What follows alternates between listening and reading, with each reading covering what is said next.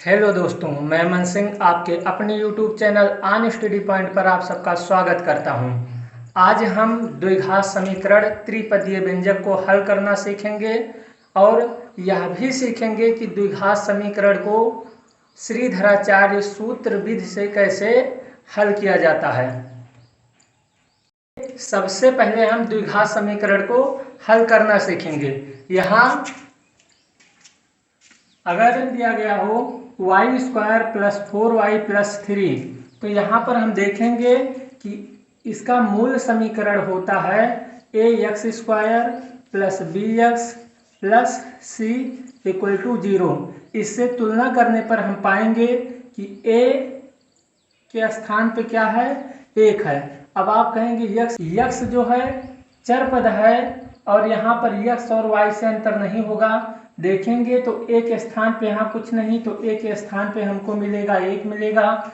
b की तुलना करेंगे तो b के स्थान पे यहाँ 4 मिल जाएगा, b = 4 लिखेंगे। और c की वैल्यू यहाँ दी गई है 3 दिया गया है, c = 3 दिया गया है। वो 3 क्या है, प्लस में दिया गया है, प्लस में है। हम इसे हल करने के लिए सबसे पहले देखेंगे कि c की वैल्यू जब प्लस में दी गई होगी तो b का मान क्या करेंगे, घटते क्रम में ले जाएंगे। जैसे c प्लस में है तो b का मान यहाँ क्या दिया गया है, 4 दिया गया है, तो 4 से 1 कम में ले जाएंगे। 3 × 1 और 2 × 2 और 1 × 3।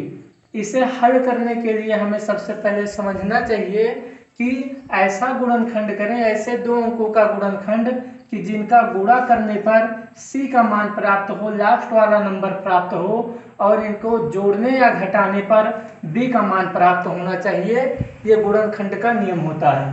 तो यहाँ पर हम देखेंगे हमारा समीकरण b दिया गया है y² + 4y + 3, जहाँ पर a का मान 1 है, b का मान 4 है और c का मान 3 है। 4y + 3 = 0। हमने बताया कि इसे जोड़ने या घटाने पर इसका b का मान प्राप्त होना चाहिए, बीच का नंबर प्राप्त होना चाहिए। और गुणनखंड करने पर ऐसे दो अंकों को गुणा करें कि गुणा करने पर 3 प्राप्त हो। यहाँ पर हम देखेंगे 3 को अगर 1 से गुणा करेंगे तो 3 × 3 हो जाएगा और 3 में 1 जोड़ देंगे तो बीच का नंबर 4 प्राप्त हो जाएगा। इस प्रकार देखेंगे y² + 4 के स्थान पे हम लिखेंगे 3 + 1 लिखेंगे, y है y लिख देंगे, प्लस यहाँ 3 दिया गया है 3 ही लिखेंगे, = 0 लिखेंगे। अब यहाँ पर y² + 3y हो जाएगा, प्लस 1 है 1y या y लिख सकते हैं, +3 = 0 होगा। यहाँ पर देखिए y दोनों पद में है, यहाँ y की घात 2 है और यहाँ y की घात 1 है, इसलिए हम y कॉमन लेंगे तो यहाँ पर बचेगा y + 3 और यहाँ पर प्लस है, प्लस लिखेंगे और 1 लेंगे, क्योंकि यहाँ एक y मिला था, 1 लेंगे तो क्या हो जाएगा, y + 3 = 0। और हमें हमेशा यह याद रखेंगे, यह ध्यान रखेंगे कि जो नंबर 1 ब्रैकेट में होगा वही दूसरे में भी होना चाहिए। अब यहाँ पे y + 3 लिखा गया है और यहाँ y + 3, तो यहाँ पर हम y + 3 क्या करेंगे, कॉमन ले लेंगे। y + 3 जब कॉमन ले लेंगे तो क्या बचेगा, y + 1 बचेगा, y + 1 = 0। यही हमारा द्विघात समीकरण को हल करेंगे तो यही हमको प्राप्त होगा। और अगर इसे और आगे हल करते हैं तो हम लिखेंगे y + 3 = 0, तो y बराबर क्या हो जाएगा, -3 हो जाएगा। और इसी प्रकार जब हम लिखेंगे y + 1 = 0, तो यहाँ y बराबर क्या हो जाएगा, माइनस हो जाएगा। कहने का मतलब y के दो वैल्यू आ रहे हैं, पहला आ रहा है क्या, y = -3 और दूसरा y = -1। इस प्रकार बहुत आसान तरीके से, बहुत सरल तरीके से हम द्विघात समीकरण को गुणनखंड विधि से हल कर सकते हैं। यहाँ दूसरा क्वेश्चन लिखा गया है 6y² - 25y + 24। हमने बताया इसका मूल समीकरण होता है ax² + bx + c equal to 0। इससे तुलना करेंगे तो हम पाएंगे a बराबर 6 दिया गया, b बराबर -25 दिया गया है, c बराबर 24 दिया गया है। अब यहाँ पर हम देखेंगे c का मान 24 है, a का मान 6 है। जब a का मान कुछ हमको मिलेगा 1 मिलेगा तो वही नंबर आएगा जैसे पहले क्वेश्चन में आया, लेकिन यहाँ a बराबर 6 दिया गया है तो हम क्या करेंगे, c और इंटू a करेंगे, c इंटू a करेंगे। कहने का मतलब है 24 को 6 से गुणा करेंगे, 24 गुणे 6 करेंगे। जब 24 गुणे 6 करेंगे तो यहाँ हम पाएंगे कि 6 चौक 24 4 होगा, हासिल 2 होगा, 6 दूनी 12 और क्या होगा 12 2 14 होगा, 144 होगा। अब हमें ऐसा गुणनखंड करना है कि गुणा करने पर क्या है 144 आए तथा जोड़ने घटाने पर b का मान क्या 25 आए। अब यहाँ समीकरण हमको लिखा गया है, दिया गया है 6y square minus 25y plus 24 बराबर 0। तो यहाँ c प्लस में है तो हम क्या करेंगे, b का जो मान है इसको माइनस करते जाएंगे।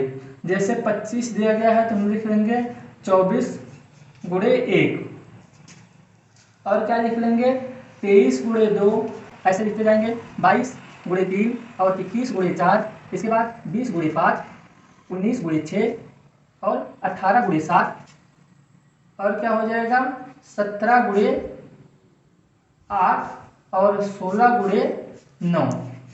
कहने का मतलब है कि ये तो घटते क्रम में जाएगा, 24 25 से एक कम हुआ, 24 23 22 21 20 19 18 17 16 ये घटते क्रम में जाएगा, लेकिन इसका जो गुणनखंड है 1 2 3 4 5 6 ऐसे बढ़ते हुए क्रम में जाएगा। अब यहाँ पर हम देखेंगे तो 16 नवीं कितना हो जाएगा, 16 नवीं 144 हो जाएगा, 16 नवीं 144 हो जाएगा और 16 में 9 जोड़ेंगे तो 25 हो जाएगा। यही हमारा क्या होगा, यही हमारा गुणनखंड होगा, यही हमारा गुणनखंड होगा।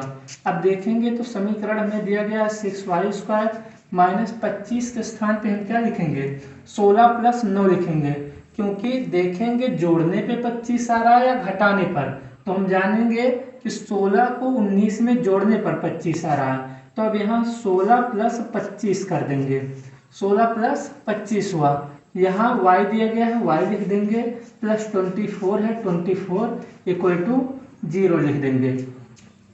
अब क्या करेंगे 6y स्क्वायर लिखेंगे, माइनस है तो माइनस का 16 है तो क्या हो जाएगा -16y हो जाएगा, प्लस का क्या दिया गया है, प्लस कितना जोड़ना है यहाँ 16 गुणे क्या करना था 9 करना था तब 25 होता, हमने यहाँ गलत कर दिया।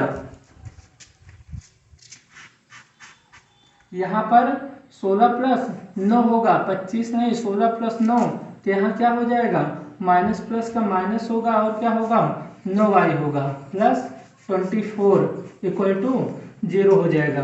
अब यहाँ पर हम क्या करेंगे, यहाँ पर हम देखेंगे 6y square minus 16y minus 9y plus 24 equal to 0। अब यहाँ पर हम देखेंगे कामन क्या ले सकते हैं, तो यहाँ पर हम 2y कामन ले सकते हैं, क्या लेंगे 2y, तो यहाँ कितना बचेगा 3y बचेगा, क्या बचेगा 3y, क्योंकि एक y चला गया और 2 3 6 होगा तो 3y और माइनस तो क्या होगा यहाँ क्या बचेगा 8 बचेगा, y तो चला ही गया है और क्या 2 8 16 होता है इसलिए 8 बचेगा, माइनस है माइनस लिखेंगे। अब यहाँ पर क्या कामन लेंगे 3 लेंगे, 3 कामन लेंगे तो यहाँ भी क्या बच जाएगा 3y मिलेगा और यहाँ पर क्या हो जाएगा माइनस का 8 हो जाएगा, 3 8 24 बराबर 0। हमने अभी पहले क्वेश्चन में बताया कि जो ब्रैकेट में आता है ये सेम आना चाहिए तभी हमारा सवाल सही होता है। अब यहाँ पर देखेंगे ये सेम है, इसे हम क्या करेंगे कामन ले लेंगे, हम 3y माइनस 8 कामन करेंगे, कामन लेंगे तो क्या बचेगा यहाँ 2y बचेगा और यहाँ -3 बचेगा, तो यहाँ हम 2y और -3 लिखेंगे बराबर क्या हो गया 0। यही इतना हमारा हल है, लेकिन अगर इसे हम और आगे हल करना चाहते हैं तो कर सकते हैं। हम लिखेंगे कि यदि 3y माइनस 8 बराबर क्या 0, तो हम लिख पाएंगे यहाँ पे कि 3y बराबर क्या हो जाएगा 8 हो जाएगा और y बराबर देखेंगे तो 8/3 3 हो जाएगा।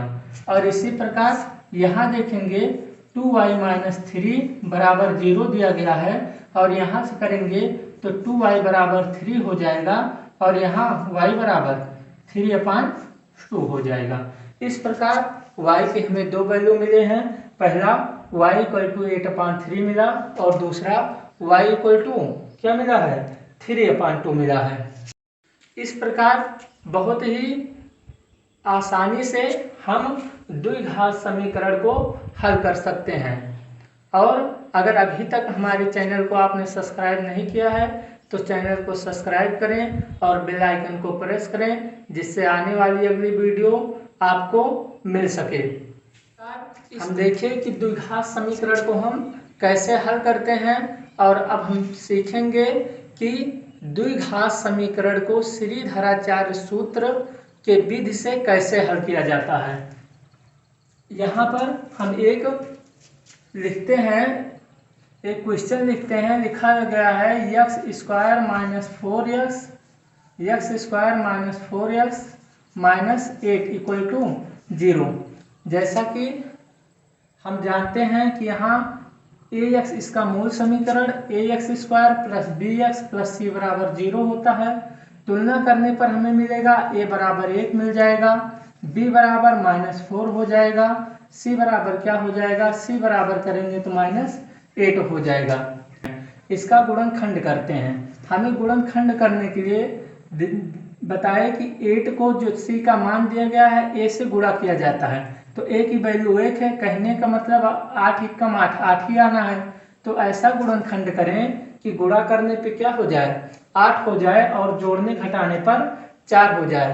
तो देखेंगे c की वैल्यू किस में है, माइनस में है, क्योंकि c बराबर -8 दिया गया है।